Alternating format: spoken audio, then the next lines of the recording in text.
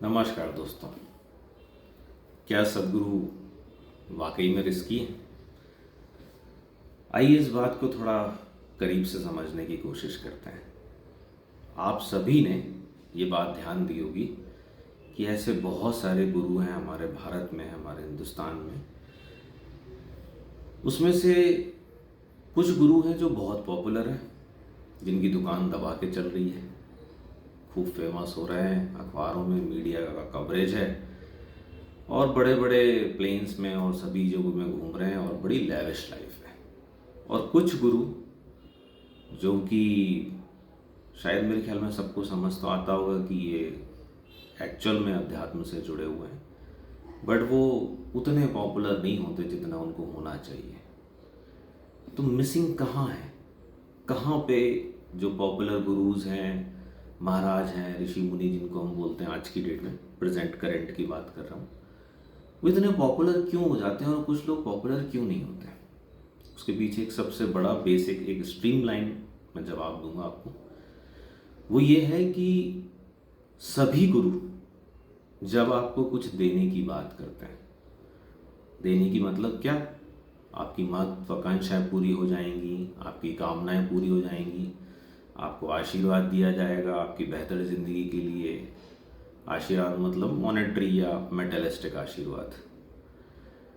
तो ऐसे जब भी कोई गुरु पूरे के पूरे सन्यासियों को या पूरे के पूरे फॉलोअर्स को जब वो देने की कुछ बात कर रहे होते हैं तो वो बहुत ज़बरदस्त तरीके से फेमस हो जाते हैं, क्योंकि लोगों को डायरेक्टली इनडायरेक्टली ऐसा लगता है कि मुझे मेरा जीवन इनके पास आने से सफल हो जाएगा, मुझे मेरी जो मेटलिस्टिक गोल है, मेरे जो मॉनेटरी गोल हैं वो मेरे पूरे हो जाएंगे। कुछ लोगों को तो थोड़ा सा ये भी लगता है कि भावनात्मक गोल भी होते हैं, कुछ लोगों के इमोशनल गोल्स भी होते हैं, वो मेरे पूरे हो जाएंगे। तो अपने अपने बाहरी दुनिया के लोगों के गोल्स हैं जो कि इन गुरुओं के थ्रू या इन महाराजों के थ्रू पूरे होते हैं, तो उनकी दुकान दबा के चलती है, पॉपुलैरिटी बहुत ज़बरदस्त है। अब एग्जाम्पल लेते हैं, सदगुरु की हम बात कर रहे थे। सदगुरु बिल्कुल उल्टे हैं, वो सब कुछ आपसे लेते हैं, आपको कुछ देने की बात नहीं करते।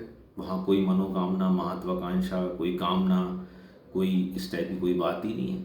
कोई ऐसा वो बात ही नहीं की जाती है कि आप अगर यहाँ पर आते हैं या सदगुरु के सानिध्य में रहते हैं या उनके कई सारे कोर्सेज हैं उनको पूरा करते हैं तो आपको ये हो जाएगा, वो हो जाएगा। कभी भी आपको बेनिफिट्स ज़्यादा से ज़्यादा बताए जाते हैं, बट आपको कभी भी ये संभावना नहीं दी जाती या इस पर्पस के लिए वहाँ पे नहीं जोड़ा जाता है कि आपको ये मिलेगा या वो मिलेगा।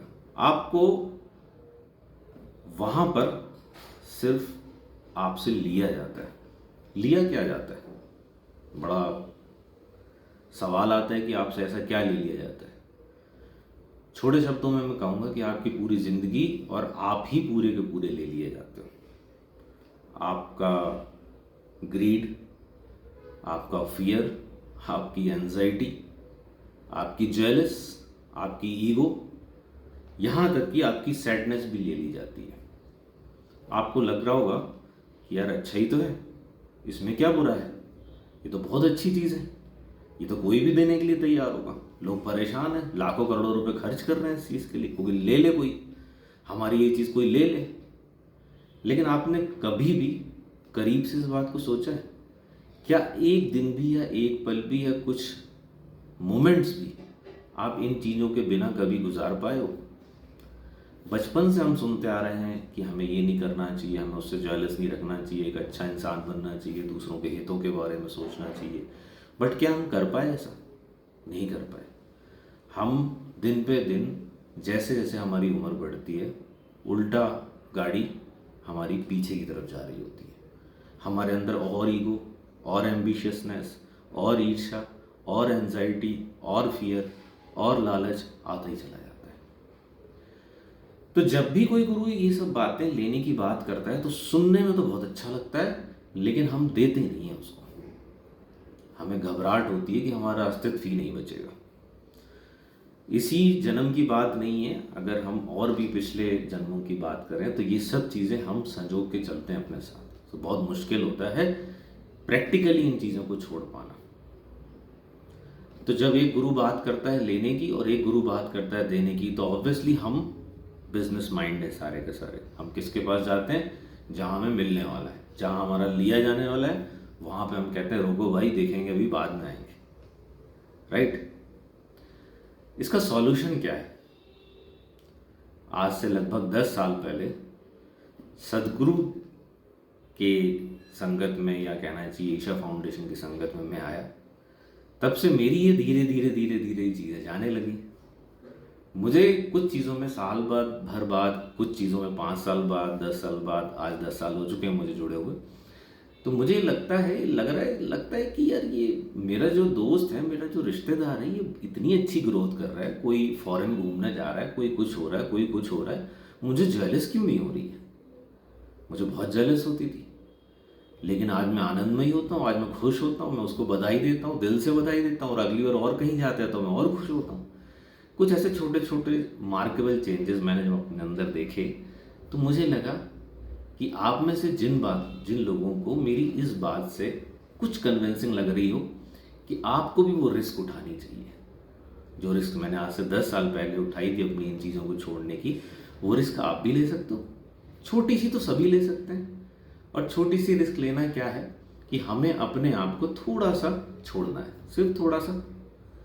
थोड़े दिन बाद थोड़ा सा और ज़्यादा, थोड़े दिन बाद थोड़ा सा और ज़्यादा। तो हम शुरुआत तो सभी कर सकते हैं, और इसकी ज़रूरत बिलीव मी सबको है, सबको है। इस धरती पे एक एक इंसान को इसकी ज़रूरत है, ताकि इस पूरी पृथ्वी में एक अच्छी इंसानियत डेवलप हो सके। खैर, ये तो बड़ी बड़ी बातें हो गई। आज हम शुरुआत कर सकते हैं अभी से। मैं इसी वीडियो के डिस्क्रिप्शन में एक मिरेकल ऑफ माइंड ऐप, जो ईशा फाउंडेशन सदगुरु द्वारा संचालित किया जाता है, उसकी एक मिरेकल ऑफ माइंड सदगुरु ने सिर्फ 7 मिनट्स का एक ध्यान बनाया है, जो पूर्णतः यही करता है जिस बारे में हम अभी थोड़ी देर पहले से बात कर रहे थे। वो हमसे थोड़ा सा दूर खड़ा कर देता है, और हम एक बहुत अच्छे इंसान बन के आते हैं, और खुद अपने लिए ही नहीं, सभी के लिए। तो क्या हम शुरुआत कर सकते हैं? सिर्फ 7 मिनट दे सकते हैं, दिन में 7 मिनट। सभी इतना कमिट कर सकते हैं। इतने बड़े फायदे के लिए इतना बड़ा रिस्क तो बनता है ना। तो डाउनलोड करिएगा मिरेकल ऑफ माइंड ऐप। मैं अभी आपको डिस्क्रिप्शन में लिंक देता हूँ। लिंक से आप प्ले स्टोर या iOS में भी इसको इंस्टॉल कर सकते हैं और डेली प्रैक्टिस कर सकते हैं। और कमेंट्स में बताइएगा ज़रूर कि किसकी रिस्क का कितना रिवॉर्ड और क्या मिला। धन्यवाद।